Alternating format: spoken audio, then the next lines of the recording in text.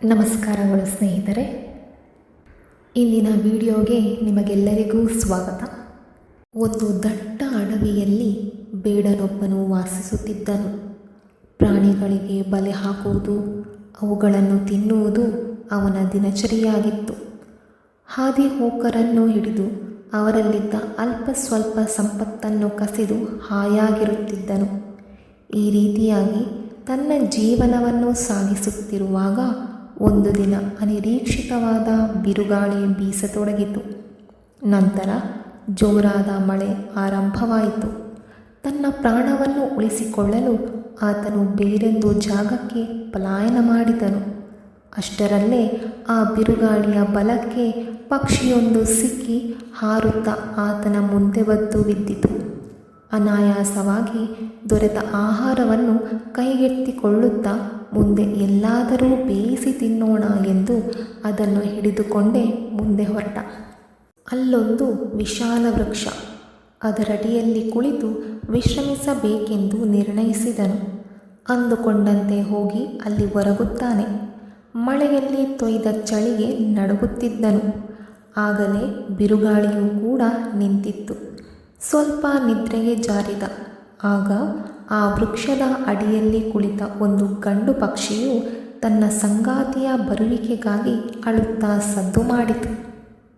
ಹೇ ಪ್ರಿಯೆ, ಆಹಾರ ಹುಡುಕಲು ಹೊರಟ ನೀನು ಇಷ್ಟು ಹೊತ್ತಾದರೂ ಮರಳಿ ಬರಲಿಲ್ಲಬೇಕೇ?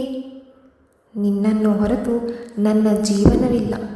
ಬಂಧು ಬಾಂಧವರು, ಮಕ್ಕಳು ಮೊಮ್ಮಕ್ಕಳು ಎಲ್ಲರೂ ಇದ್ದರೇನು, ನೀನಿಲ್ಲದೆ ನೆಮ್ಮದಿಯಿಲ್ಲ. ಕಷ್ಟ ಸುಖಗಳಲ್ಲಿ ನನ್ನ ಬೆನ್ನೆಲುಬಾಗಿ ನಿಂತ ನೀನು ಇಲ್ಲವಾಗಿ ಹೋದರೆ ನಾನು ಬದುಕಲಾರೆ ಎನ್ನುವ ವಿಷಾದ ಭಾವ ವ್ಯಕ್ತಪಡಿಸುತ್ತಿತ್ತು. ಇದನ್ನೆಲ್ಲ ಕೇಳಿಸಿಕೊಂಡ ಹೆಣ್ಣು ಪಕ್ಷಿ, ಆಹಾ, ನಾನೆಂಥ ಭಾಗ್ಯಶಾಲಿ! ಪ್ರಿಯಕರನ ಹೊಗಳಿಕೆ ಕೇಳಿ ತುಂಬ ಸಂತೋಷವಾಗುತ್ತಿದೆ. ನನ್ನ ಜೀವನ ಸಾರ್ಥಕ ಎಂದು ಮನದಲ್ಲೇ ಹಿರಿ ಹಿಗ್ಗಿತ್ತು. ನಂತರ, ಹೇ ಪ್ರಿಯಕರನೇ, ಚಿಂತಿಸಬೇಡ. ನಾನೀಗ ಈ ಬೇಡನ ಬಂಧನದಲ್ಲಿದ್ದೇನೆ. ಈಗ ಈತ ನಮ್ಮ ಆಶ್ರಯಕ್ಕೆ ಬಂದಿದ್ದಾನೆ. ಹೀಗಾಗಿ ಈತನಿಗೆ ಅತಿಥಿ ಸತ್ಕಾರವನ್ನು ಮಾಡು ಎಂದಿತು. ಆಗ ಆ ಗಂಡು ಹಕ್ಕಿಯು ಆ ಬೇಡನ ಬಳಿ ಬಂದು, ಈಗ ನೀವು ನನ್ನ ಅತಿಥಿ. ನಿಮಗಾಗಿ ಏನಾದರೂ ಸಹಾಯ ಮಾಡಲು ನಾನೀಗ ಸಿದ್ಧ ಎಂದಿತು. ಆಗ ಬೇಡನು, ಈ ಚಳಿಗೆ ಬಹಳ ಮೈ ನಡುಗುತ್ತಿದೆ ಎಂದಾಕ್ಷಣವೇ ಪಕ್ಷಿಯು ಅಲ್ಲಿ ಇಲ್ಲಿ ಬಿದ್ದ ಪುಟ್ಟ ಪುಟ್ಟ ಒಣಕಟ್ಟಿಗೆಗಳನ್ನು ಆರಿಸಿ ತಂದು ಎಲೆಗಳ ಸಹಿತ ಜೋಡಿಸಿ ಆ ರಾಶಿಗೆ ಅಗ್ನಿ ಒಡ್ಡಿತು.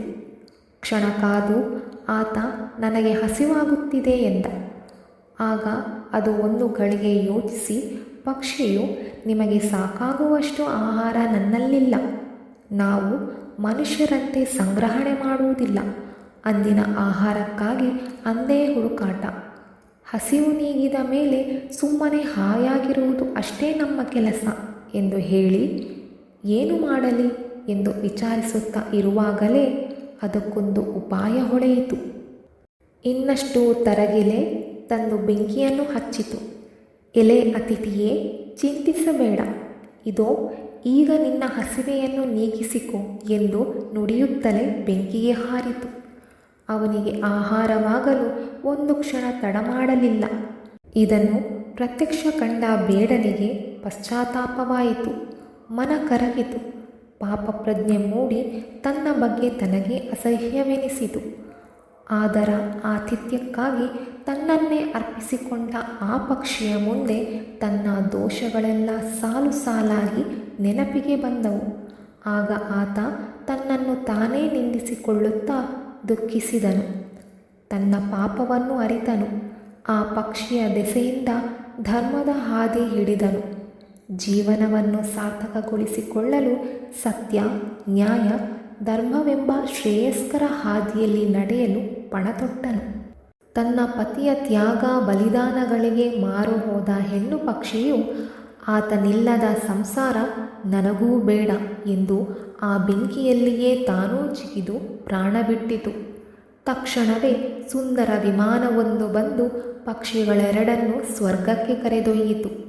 ಹಕ್ಕಿಗಳ ಭಾಗ್ಯ ಕಂಡ ಬೇಡನು ತನ್ನ ಉತ್ತಮ ಗತಿಗಾಗಿ ಒಳ್ಳೆಯ ಹಾದಿಯನ್ನೇ ಹಿಡಿದನು. ಈ ಕಥೆಯ ನೀತಿ ಹೀಗಿದೆ: ಸದಾ ದುಷ್ಟಕರ್ಮಗಳನ್ನೇ ಮಾಡುವ ಕೆಲವರಿಗೆ ಎಲ್ಲರೂ ನೀನು ಮಾಡುವುದು ತಪ್ಪು ಎಂದು ಹೇಳಿದಾಗಲೂ ಅರಿವು ಮೂಡುವುದೇ ಇಲ್ಲ.